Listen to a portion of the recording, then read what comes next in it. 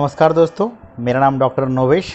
और आज जो आप हेडिंग देख रहे हैं या आपने जो हेडिंग पढ़ा होगा कि आयुर्वेद जो है वो फ्लावर नहीं फायर है, फायर।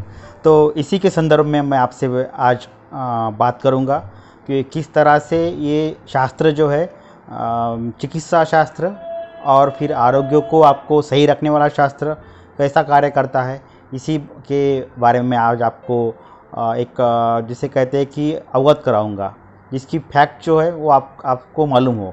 ऐसा नहीं कि आपने किसी से सुन लिया और बस आपने वो मान लिया। तो मैं ये जो हेडिंग है वो उनके लिए है जो एकदम इसको इजी वे से लेते हैं या लाइटली लेते हैं, या उनको लगता है कि ये सिर्फ कब्ज को मिटाने वाला या कॉन्स्टिपेशन या फिर पेट साफ करने तक ही इसका दायरा सीमित है, या कोई फिर एफ्रोडिसियाक जिसे कहते हैं, या फिर पेनिस की जो लिंग की जो ताठरता रहती है या जिसको स्टीफ रहती है या साइज़ रहती है, जिसको इरेक्टाइल डिसफंक्शन कहेंगे या फिर लॉस ऑफ लिबिडो कहेंगे, या फिर सेक्स की डिज़ायर कम होना उसके लिए कहेंगे।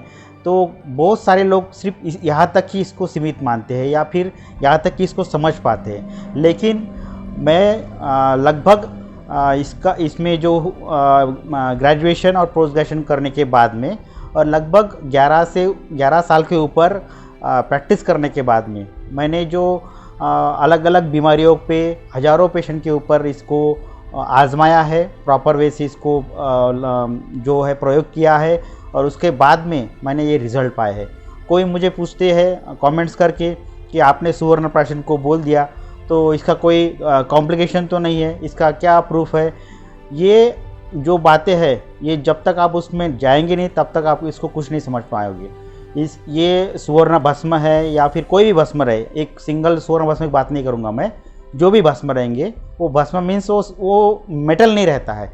एक दिमाग में एक फिक्स पैरामीटर बन जाता है हमारा कि सुवर्ण का भस्म मीन्स सोने का भस्म मीन्स सोना है, ऐसा नहीं है। उसकी जो प्रॉपर्टीज़ है बहुत ज़्यादा चेंज हो जाती है, उसका particle size nano particle size हो जाता है, उसकी कंपोजिशन चेंज हो जाता है, जो आपके लेने के लिए एक इजी वे हो, आपके शरीर में हानिकारकता कुछ भी ना हो, उस तरह से उसको बनाया जाता है।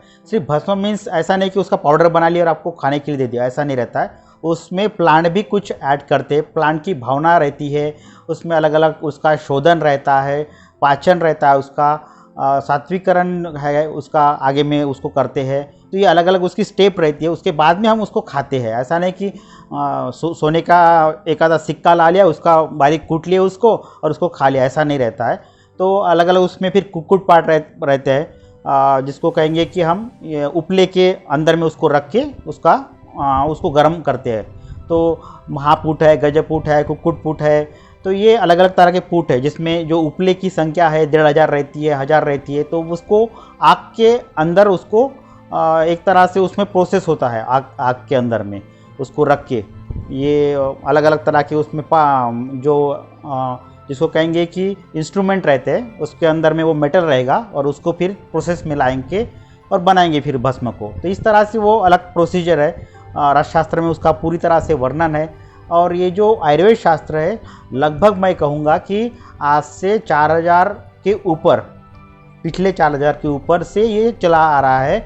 और जो हमारे जो आचार्य हैं, चरक है या फिर पुनर्वसु आत्रेय है, अग्निवेश है, सुश्रुत है, या फिर काशी दिवोदास है करके है, उनका नाम है सुश्रुत संहिता में, या फिर काश्यप है ऋषि है, या फिर वाग्भट है, या फिर भाव प्रकाश है, या फिर भेल है। तो इस तरह के जो भी आचार्य अभी तक हुए हैं उन्होंने बहुत ज़्यादा उस पर रिसर्च करके हम पे ये श्लोक के रूप में उसको दिया गया है कि ये किस तरह से कार्य करता है। तो उस समय पे तो संस्कृत चलता था, तो इस कारण उन्होंने फिर संस्कृत में इसको एक कंबाइन करके आपको दिया गया है, हमारे सामने उसको प्रस्तुत किया गया है अलग अलग संहिता के रूप में। तो वो कुछ ऐसे ही नहीं लिख के चले गए कि उनको कुछ मन में आया और उन्होंने लिख दिया कि ये ब्रेन पे भी कार्य करता है, मस्तिष्क पे भी कार्य करता है, ये मेधा धी है, धृति है, स्मृति ये बढ़ाता है, ऐसा ही नहीं लिख के गया है। जो मैं बात कर रहा हूँ वो सुवर्ण भस्म के बारे में, या फिर इम्यून सिस्टम के बारे में इसका जो उपयुक्तता है, या फिर पचन के डाइजेशन आपका सुधारने के लिए उपयुक्तता है। तो ये उपयुक्तता है वो पहले ही लिख के चले गए हैं, जिनका उन्होंने अध्ययन करके किया है। ऐसा ही नहीं कि कुछ मन में आया और लिख लिए, और उसके बाद में भी इसका जो रिसर्च है वो अलग अलग संस्थाएं हैं भारत में जिनमें ये रिसर्च होते रहता है। अलग अलग इंस्टीट्यूट है, वहाँ पे भी पीजी स्कॉलर है, पीएचडी स्कॉलर है, ये इस पे रिसर्च करते रहते हैं। तो इसके ऊपर ऑलरेडी रिसर्च हो चुका है, जो सुवर्ण भस्म या फिर उसमें ब्राह्मी घी करते हैं, या फिर कुछ उसमें दवाइयाँ मिलाते हैं, मैद्य दवाई मिलाते हैं, शंखपुष्पी है, ब्राह्मी है, जटामासी है, ज्योतिषमती है। तो इस तरह से दवाइयाँ मिला के इसका फिर पान बच्चों में करवाते हैं। तो इसका कोई आप ये एक्स्ट्रा दिमाग लगाने की कोई ज़रूरत नहीं रहती है आयुर्वेद में।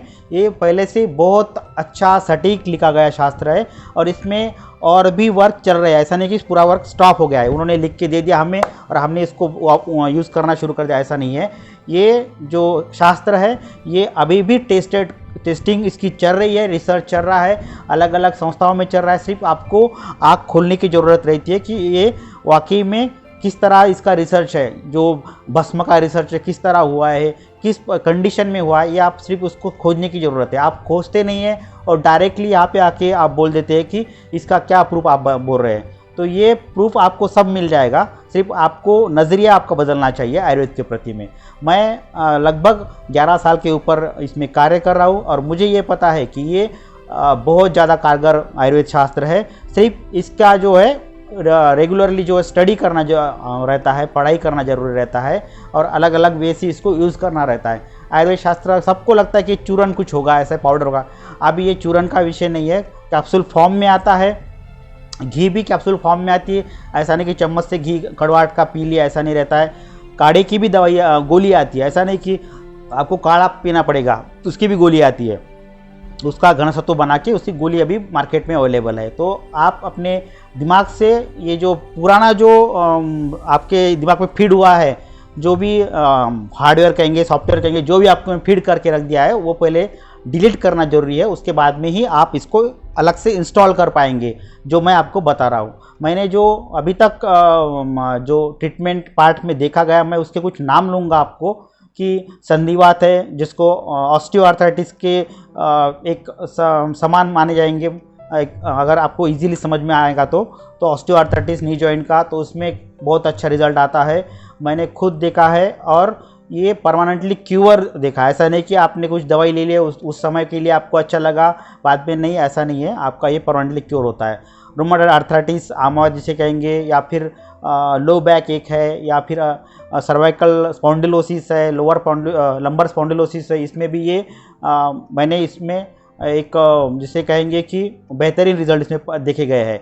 जिनको वर्टाइगो आती है, सर्वाइकल स्पॉन्डिलोसिस कारण में वर्टाइगो आती है, तो 75 एज की लेडीज़ में मुझे, बाकी तो बहुत सारे मेरे पेशेंट हो चुके हैं, लेकिन मैं आपको बताने वाला हूँ। तो 75 एज की उम्र लेडीज़ की, और उनमें वर्टाइगो था सर्वाइकल स्पॉन्डिलोसिस के कारण। बाकी और भी लक्षण थे, लेकिन उसमें एक वर्टाइगो लक्षण था जिनसे वो बहुत त्रस्त थी। तो मैंने उनमें दवाई चलाई, पूरी आयुर्वेद की दवाई, उसमें कोई अलग जिसमें कहेंगे कि शास्त्र की दवाई नहीं है, तो आयुर्वेद की दवाई चलाई और उनमें रिजल्ट मैंने पाया है।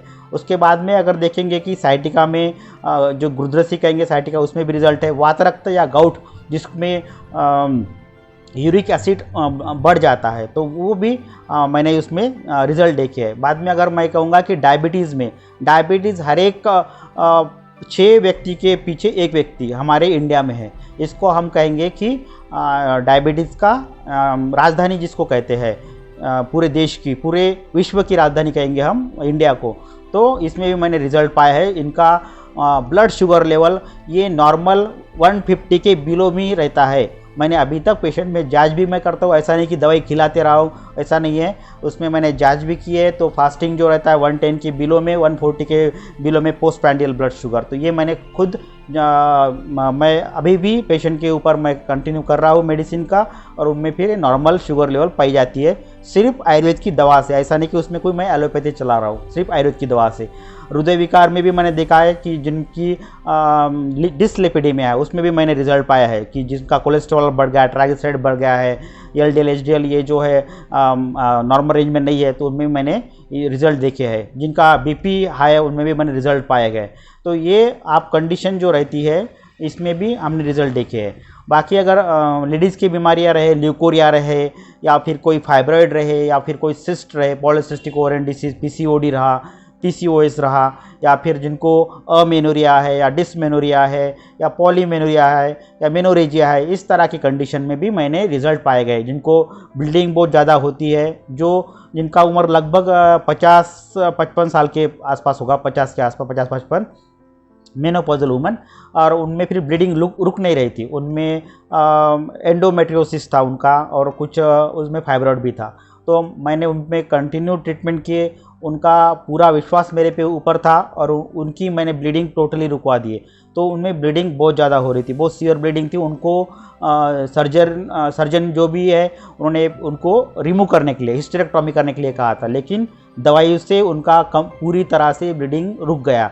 और उनकी जो साइज़ है, जो एंडोमेट्रियम की साइज़ है, वो भी अभी कम होते होते आ रही है। जो मैं रेगुलर में 3-3 महीने बाद में उनका यूएचजी करवाता हूँ, लोअर एब्डोमेन यूएचजी करवाता हूँ, पेल्विक यूएचजी करवाता हूँ, तो उसमें पाया जाता है। मैं कोई ब्लाइंडली वर्क नहीं करता हूँ, मैं पूरा जो हूँ पैरामीटर के ऊपर में, वो लैब की पैरामीटर रहे, कोई ब्लड सैंपल रहे, क्या यूरिन रहे या स्टूल रहे या स्पर्म का कोई सैंपल रहे, कोई भी सैंपल रहे, जो लैब टेस्टिंग है वो मैं करवाता हूँ, या फिर सोनोग्राफी रहे, एक्सरे रहे, या फिर कोई सिटी स्कैन रहे, वो भी मैं करवाता हूँ। तो उसके बाद में मैं ट्रीटमेंट को कंटिन्यू करवाता हूँ।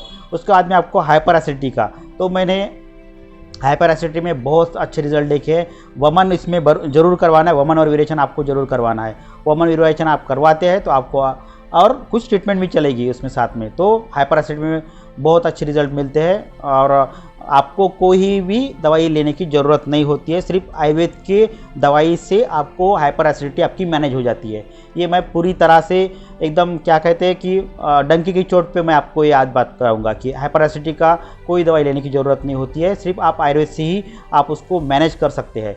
बाद में अगर मैं कहूँगा कि त्वचा विकार में सोरियासिस रहा, या फिर लिकोडर्मा है, या फिर एलर्जिक स्किन डिसीज़ है, या फिर ईचिंग है, पिंपल्स है, या फिर मेलेज्मा है, तो इस कंडीशन में भी मैंने त्वचा विकार में रिजल्ट देखे। बहुत कम समय में, लगभग 8 से 15 दिन में इनमें रिजल्ट आना शुरू हो जाता है, लेकिन आपको सही ढंग से उसका पालन करना है। जो पथ्य कहे हैं वो पथ्य, जो वैद्य जो आपके कहते हैं उनका पथ्य पालन करना है।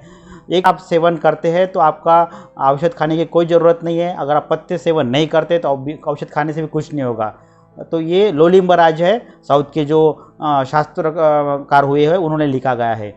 बाद में फिर है कि पाइल्स में भी फर्स्ट और सेकंड डिग्री में, फर्स्ट डिग्री और सेकंड डिग्री में ब्लीडिंग रहे या नॉन ब्लीडिंग रहे, दोनों में भी, जिसमें खून आता हो या नहीं आता हो, मस्सा जिसे या बवासीर कहते हैं, तो ये पाइल्स में बहुत अच्छे रिजल्ट आते हैं। आप इसका कोई उस पर शंका ना कीजिए कि सिर्फ थर्ड और फोर्थ डिग्री में आपको ऑपरेट करना पड़ेगा, लेकिन फर्स्ट और सेकंड डिग्री में कोई ऑपरेट की ज़रूरत नहीं होती है। ये दवाई से आपका मैनेज हो जाता है। गॉल ब्लैडर स्टोन, जो कोलीलिथाइसिस जिसे कहते हैं कि गॉल ब्लैडर में स्टोन हो जाना, आपने किडनी स्टोन तो लगभग सुना होगा, लेकिन गॉल ब्लैडर स्टोन में भी, इसमें भी रिजल्ट हमने देखे गए हैं। बाद में यूरिनरी कैल्कुलाई जो है, मैंने पिछली बार भी आपको दिखाया था, मेरे पास में जो यूरिन कैल्कुलाई जो एक्सपेल हुआ था वो मैंने आपको दिखाया था, उसमें भी अच्छा रिजल्ट आता है। या फिर बर्निंग मिक्चुरेशन है, या फिर अलग अलग तरह की किडनी डिजीज है जिसमें कुछ क्रिएटिन बढ़ गया है, ब्लड यूरिया बढ़ गया है, उसमें भी हमने रिजल्ट पाए गए हैं। मैं पहले भी ट्रीटमेंट के पहले उनका टेस्ट करवाता हूँ और बाद में उनका टेस्ट करवाता हूँ, ताकि मुझे दोनों भी कंपेयर करना सही रहेगा। उसके बाद में जॉन्डिस में, जो आपको पीलिया जिसे कहेंगे, जॉन्डिस कहेंगे, हेपेटाइटिस कहेंगे, उस तरह की कंडीशन में भी रिजल्ट पाए गए हैं, जिसमें कि बिलिरुबिन लेवल है, एचजीओटी एचजीपीटी लेवल है, वो भी हमने नॉर्मल होते हुए देखा गया है। बाद में आपको अगर क्रॉनिक रनिंग नोज़ है, या राइनाइटिस है, या फिर एलर्जिक राइनाइटिस है, या खांसी है, या जिसको कहेंगे कि सूखी खांसी रहती है, एक तो रहती है ड्राई और फिर एक्सपेक्टोरेंट रहती है, तो ये दोनों भी कंडीशन में बहुत अच्छा रिजल्ट हमने देखा है। तो या फिर बालों की जो समस्याएं है उनमें भी हमने रिजल्ट देखा है, जिनमें खालित्य पालित्य जिसे कहेंगे उसमें भी रिजल्ट है। बाद में कोई विकार के शिकार हो जाते हैं, या फिर जिनको कुछ अलग अलग तरह के ज़्यादा नींद में ज़्यादा कुछ स्वप्न आना कहेंगे, या फिर वो ड्रीम ज़्यादा देखते हैं, या उस तरह पर, या चिड़चिड़ापन जिनमें रहता है, या अनिद्रा रहती है, उस तरह कंडीशन में भी हमने इसमें रिज़ल्ट देखा गया है। तो और कुछ छोटे बच्चों के जो विकार रहते हैं, जिनकी हाइट कम रहती है, उनके कंडीशन में, या फिर जिनका आकलन शक्ति कम रहती है, या फिर कॉन्सेंट्रेट नहीं हो पाते स्टडी के ऊपर, उनमें भी हमने रिजल्ट देखे हैं। जिनकी कोई लैंगिक समस्या रहती है, जिनका जो है प्री मैच्योर इजैकुलेशन है, या लॉस ऑफ लिबिडो है, या जिनकी सेक्स की डिज़ायर कम हुई है, उनमें भी रिजल्ट देखे हैं। इनफर्टिलिटी के कंडीशन में जिनका स्पर्म काउंट कम है, या जिनको बच्चा नहीं हो रहा है, उनमें भी हमने रिजल्ट देखे हैं। अनिद्रा मैंने आपको पहले ही कह दिया, इंसोम्निया जिनको नींद नहीं आ रही है, या फिर एनीमिया के कंडीशन में जिनका हीमोग्लोबिन लगभग 8, 9, 10 है, इस तरह कंडीशन में जो 11.5 से ऊपर रहना चाहिए, उनमें भी हमने रिजल्ट देखे हैं। ब्रोंकियल अस्थमा में जिनको सांस बढ़ जाती है, या जिनकी आवाज़ आती है जिसको रोंका कहते हैं, तो उस तरह कंडीशन में, या फिर हाइपोथायराइडिज्म के कंडीशन में जिनका थायराइड का जो T3, T4 और TSH लेवल है, उसमें जो T3 T3 और T4 तो ये नॉर्मल रेंज रहता है, TSH का लेवल बढ़ जाता है, वो हाइपोथायराइडिज्म कंडीशन में, उसमें भी रिजल्ट हमने पाए गए हैं। और फिर कुछ अगर ब्यूटी के संदर्भ में अगर देखा गया तो उनमें भी हमने रिजल्ट देखे हैं। तो ये लगभग 25 से 30 डिसीज़ मैंने आपको अभी तक बता दिए होंगे, 30 से 40 डिसीज़ बता दिए होंगे। तो ये सभी कंडीशन में मैंने खुद, ऐसा नहीं कि मैंने कहीं से सुना है, कहीं पे कोई कर रहा है प्रैक्टिस, कोई 1000 किलोमीटर दूर कोई प्रैक्टिस कर रहा है उसके ऊपर, ऐसा नहीं है। मैंने खुद अपने आप से आयुर्वेद शास्त्र के द्वारा इसमें रिजल्ट देखे हैं। सिर्फ ये बात रहती है कि आप उसको किस तरह से लेते हैं, किस व्यू से आप देखते हैं, आपका नज़रिया उसके आयुर्वेद के प्रति किस तरह का है, वो उसके ऊपर डिपेंड रहता है। बहुत लोग आयुर्वेद लेते हैं, कोरोना की कंडीशन में करोड़ों लोगों ने आयुर्वेद को लिया है, अपनाया है, खाया है उसको, उसके काढ़े को पिए हैं, उसमें गिलोय रहे या फिर तुलसी रहे या कोई भी दवा रहे, सबको मैक्सिमम लोगों ने लिया है, हर एक घर में लिया है। लेकिन वही है कि सिर्फ मानते नहीं है, खाते सब है। तो आपको ये मानना जरूरी है कि हाँ, आयुर्वेद शास्त्र में रिजल्ट आते हैं, रिजल्ट मिलते हैं, सिर्फ उसको लेना जरूरी है। मैंने पहले कहा आपको, पत्ते सती गदार्थस्य किम औषधे निषेवनम, तो पत्ते असति गदार्थस्य किम औषधे निषेवनम। आपको सिर्फ अपना दिमाग नहीं लगाना है, आपको जो डॉक्टर बताते हैं, आयुर्वेद के डॉक्टर बताते हैं, उनको फॉलो करना है। उन्होंने कहा कि आपको शमन चिकित्सा है तो आपको शमन चिकित्सा लेनी है, आपको कहा शोधन चिकित्सा है, शोधन चिकित्सा करनी है, दोनों कंबाइन करना है, कंबाइन लेना है। आपको ये खाना है, ये नहीं खाना है, इस तरह का अगर कोई रिकमेंड करता है वो आपको फॉलो करना है। आपने ये सब चीज़ें अगर फॉलो किए, आहार विहार को फॉलो किए, तो आपका डिसीज जो है वो पूरी तरह से ख़त्म हो जाएगा। लेकिन आपने अगर खुद का दिमाग लगा दिए, हम कह रहे हैं कि आपको दही नहीं खाना है, आप खाते जा रहे आप कह रहे हैं कि मेरा तो ये गड़बड़ी है पूरा, तो इस तरह का विषय नहीं जमेगा। मैं एकदम से क्लियर बता रहा हूँ कि आपको अगर सही में ठीक होना है तो आपको अपना जो है ना, जिसे कहेंगे आप अपना ही दिमाग चलाएंगे उसमें, तो वो बात नहीं हो पाएगी। आप अपना दिमाग ना चलाइए, आप उनको सवाल कर सकते हैं, आपकी जिज्ञासा है वो आप पूछ सकते हैं उनसे, आपकी क्वेरी आप उनको पूछ सकते हैं, लेकिन आप उनको क्रॉस नहीं कर सकते, क्योंकि हर एक डॉक्टर का एक फ़र्ज़ रहता है कि उनका जो पेशेंट है वो ठीक हो जाए, उनको सही कम समय में कम दवाइयों में वो ठीक हो जाए और वो स्वस्थ रहे, पूरी तरह से स्वस्थ रहे। यही हर एक चिकित्सक का दिमाग रहता है। सिर्फ मैं आयुर्वेद के जो भी एंटी लोग हैं, मैं उनसे वही कहूँगा कि आप इनको बिना मतलब जो है ना, आयुर्वेद को बदनाम करने के लिए या उसको पीछे खींचने के इसमें ना लग जाइए, क्योंकि आयुर्वेद शास्त्र पहले से ही बहुत मजबूत था और मजबूत रहेगा। कोई किसी खींचने से ये पीछे आने वाला नहीं है, ना ही इसकी कोई संख्या कम होने वाली, ना ही इनमें कोई भुखमरी आने वाली है। इसलिए ये जो शास्त्र है ये तगड़ा है शास्त्र है, ये चलता आ रहा है 5-4 साल से और चलता रहेगा, और उसी मजबूती के साथ चलता रहेगा।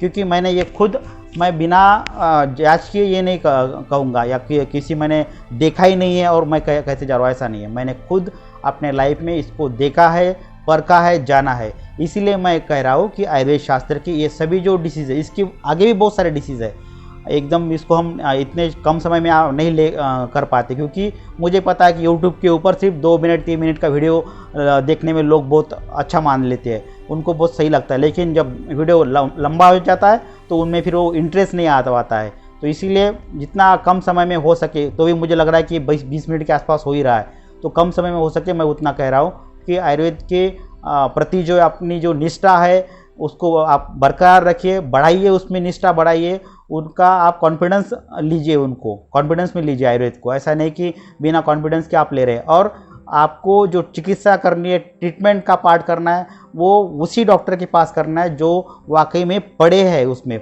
जिन्होंने पढ़ाई की है। ऐसा नहीं कि बिना पढ़ाई के, बिना डिग्री के दवाई ले रहे कोई महाराज कोई है, कोई और बिना कई डॉक्टर के पास में रह के कोई आ गया है और उसके वो प्रैक्टिस करा, उनके पास नहीं जाना है बिल्कुल ही। आपको अगर जाना है आयुर्वेद प्रैक्टिशनर के पास में, तो अपने नज़दीक के जो भी आपको सेफ लगे, जो आपका विश्वासु रहेगा, उनके पास आप जाके उनकी ट्रीटमेंट पूरी करवाइए।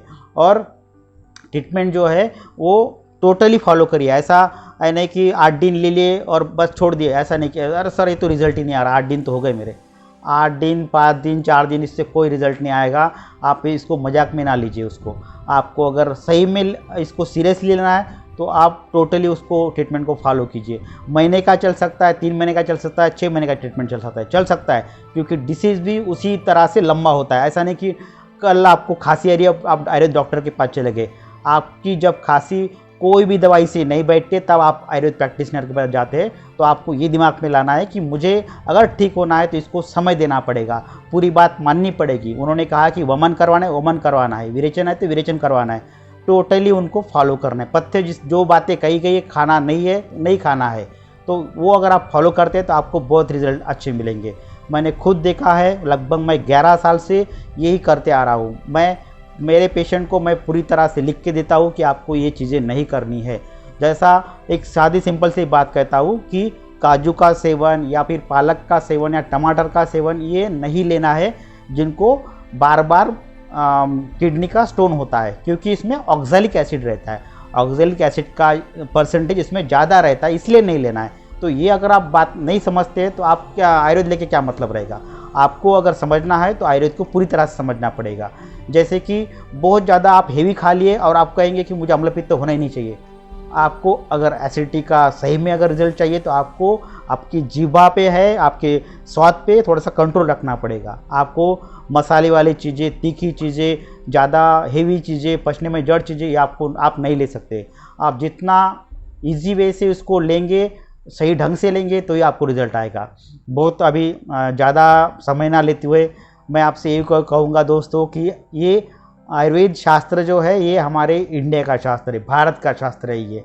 ये भारत के लोग अगर इसको समझ पाएंगे तो ठीक रहेगा, नहीं तो फिर बाहर के कोई आएंगे, अमेरिका और बाहर के देश के, और इसको टेक ओवर कर लेंगे, आपको पता भी नहीं चलेगा। आपको पता ही है कि निम का पेटेंट किन के पास में है। तो आप इसको सही में समझिए और इसका जो है सही से उसका उपयोग कीजिए आयुर्वेद का, ताकि आपको इसका इजीली इसको आप एक्सेप्ट कर पाएंगे। धन्यवाद। जय हिंद, जय आयुर्वेद।